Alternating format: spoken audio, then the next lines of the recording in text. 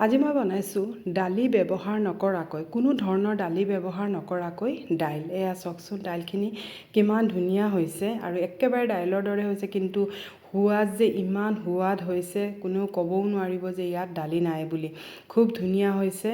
আৰু ইয়াত বনাইছোঁ মই দাংবডি আৰু আলুৰ চাটনি আৰু বিলাহী দি। চাওকচোন থালিখন কিমান ধুনীয়া লাগিছে, কিন্তু ইয়াত মই অলপো দাইল ব্যৱহাৰ কৰা নাই। তাৰ কাৰণে মই লৈছোঁ কঁঠাল গুটি। আজিকালি যিহেতু কঁঠালৰ ছিজন, সেইকাৰণে কঁঠাল গুটি লৈছোঁ। কঁঠাল গুটিখিনি মই অলপ থেতালি ল'ম।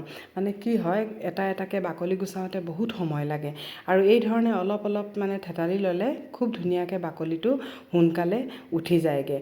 আৰু এই দালিখন যে যদি বনোৱা নাই, যদি কোনোবা বনাইছে তেতিয়াহ'লেতো ঠিকেই কথা, তাৰ সোৱাদটো গম পাই গৈছে। আৰু যদি বনোৱা নাই, এবাৰ কিন্তু বনাই পেলাই চাব, খুবেই ধুনীয়া হয় খাবলৈ। যিহেতু এতিয়া ছিজনো আছে, কঁঠাল গুটিও এভেইলেবল আছে সকলোফালে। আৰু এতিয়া এইখিনি মই এয়া চাওক বাকলিখিনি খুব ধুনীয়াকৈ এৰুৱাই লৈছোঁ। এয়া দেখিছে নহয়, খুব ধুনীয়াকৈ এৰি যায়গৈ, একদম সোনকালেও হৈ যায়গৈ। আৰু গোটেইখিনি মই এতিয়া এঘণ্টাৰ কাৰণে মই তিয়াই পেলাই থৈ দিম, তেতিয়া এই ৰঙা বাকলি যিটো আছে গোটেইটো খুব সোনকালে এৰি যাবগৈ।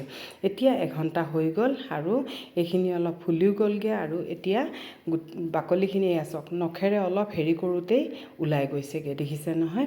এয়া খুব ধুনীয়াকৈ হেৰি হৈ গৈছে। বা যদি এনেকুৱা হাতেৰে মোহাৰোতে যদি নোলায়, নহ'লে কি কৰিব, কটাৰী এখন লৈ পেলাই এই ধৰণে হেৰি কৰি দিব, খুব সোনকালে ওলাই যাবগৈ। এয়া চাওক এইখিনি খুব ধুনীয়াকৈ ওলাই গৈছে।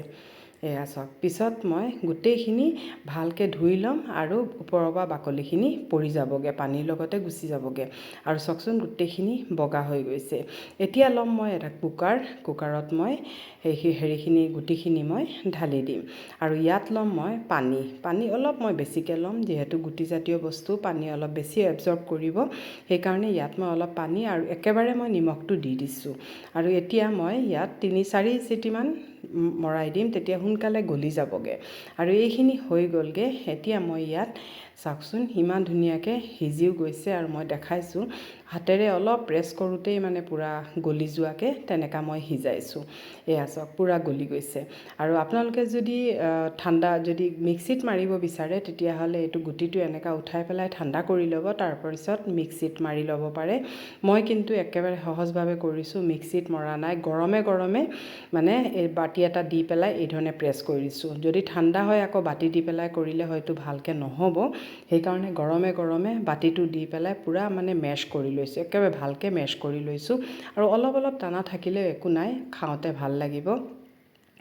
আৰু এতিয়া এইখিনি বাতিৰ পৰা এৰুৱাই লৈছোঁ।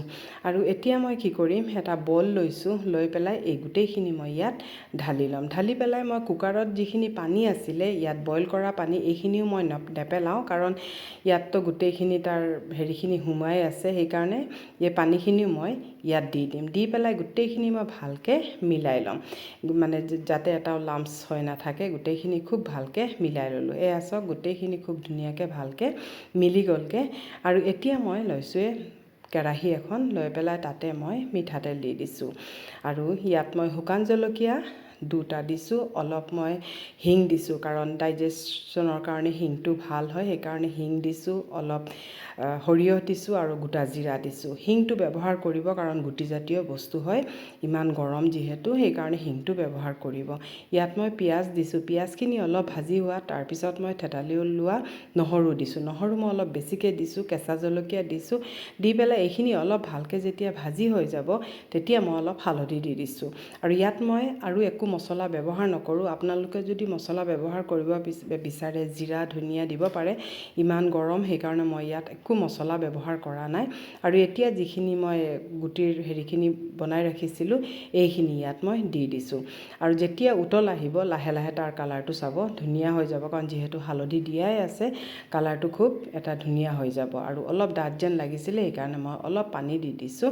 আৰু এতিয়া এইখিনি অলপ ভালকৈ উতলাই ল'ম, 5-10 মিনিটমান মই ভালকৈ উতলাই ল'ম। তেতিয়া আৰু হালধিখিনি মই একেবাৰে দিছোঁ তেলত, তেতিয়া গোন্ধটো, কেঁচা গোন্ধ গুচি যাব। ইয়াত মই মান ধনিয়া দি পেলাই এতিয়া আৰু 1 মিনিটমান অলপ উতলাম, তাৰপিছত মই নমাই দিম। আৰু দেখিছে নহয় দাইলৰ কালাৰটো কিমান ধুনীয়া হৈছে। যদিও এবাৰ বনোৱা নাই, এবাৰ কিন্তু ট্ৰাই কৰি চাব, খুবেই ধুনীয়া হৈছে। ঘৰত সকলোৱে খাবলৈও ভাল পাব। আৰু এতিয়া অলপ দেৰি মই লৰাই মেলি, আৰু চাওকচোন কিমান ভাল হৈছে দালিটো, যিকোনো চাটনি ভাজিৰ লগতে ছাৰ্ভ কৰিব পাৰিব।